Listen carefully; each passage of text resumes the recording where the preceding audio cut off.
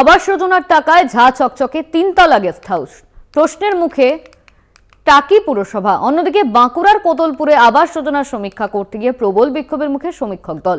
সমীক্ষা না করে ফিরল সমীক্ষক দল।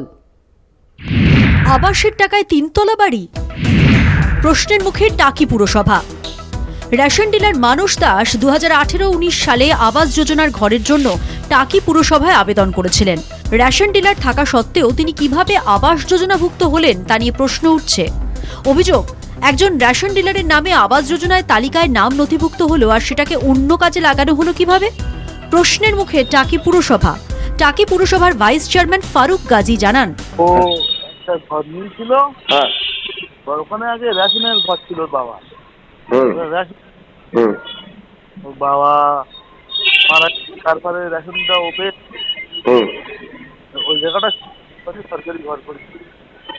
এটা বর্তমানে ওর উপরে আবার ছাদ দিতে ওরা কমেছে। সরকারি ঘর নিয়ে ওটা করতে পারে না, গেস্ট হাউস করছে। আমাদের যে নিয়ম আছে, আমি বলেওছিলাম একবার, ওনার সাথে কথা বলে যে হোটেল চালাতে পারত না, টাকাটা কোনো বেনিয়ম হয়নি বলে সাফাই রেশন ডিলারের। কিন্তু মনে করি আমার এখানে জমি আছে, আমার 5 নম্বর ওয়ার্ডে মোটা সিলেক্ট হয়েছিল, কিন্তু 5 নম্বর ওয়ার্ডে আমার বিভিন্ন অসুবিধার কারণে আমার মনে করি যে ওই জমিটা আমি হয়তো রাখতে পারবো না পরে, যে কারণে আমার এখানে ছোট জায়গা আছে, আমি সেখানেই হলো আবাসের ঘরটা করেছি। না, এ কথা বলিনি। পৌরসভা থেকে তো আমার সব কিছু জেনে বুঝে ইঞ্জিনিয়ার এসে প্ল্যান দেখে তারপরে আমাকে এখানে পারমিশন দিয়েছে, তাই আমি করেছি। আবাস যোজনার সমীক্ষা করতে গিয়ে ফের প্রবল বিক্ষোভের মুখে সমীক্ষক দল। বাঁকুড়ার কোতুলপুর থানার গোগরা ক্ষেত্রপাল পাড়ার ঘটনা। বিক্ষোভের মুখে সমীক্ষা না করেই ফিরল সমীক্ষক দল। বিক্ষোভকারীদের দাবি, যতবারই সমীক্ষা হচ্ছে ততবারই আসল প্রাপকদের বঞ্চিত করে বারবার বাড়ি পাইয়ে দেওয়া হচ্ছে নির্দিষ্ট কিছু ব্যক্তিকে। দ্রুত সমীক্ষার কাজ শেষ করতে জেলা জুড়ে নামানো হয়েছে মোট 800টি দলকে। আর সেই সমীক্ষার কাজ শুরু হতেই বড়সড় ধাক্কা খেল আবাস সমীক্ষা।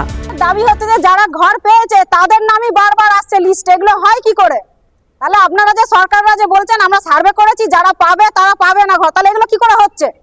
পার্টির লোক বলছে আমরা কিছু জানিনি, এগুলো প্রশাসনের হাতে চলে গেছে। তাহলে প্রশাসন এগুলো কি করছে?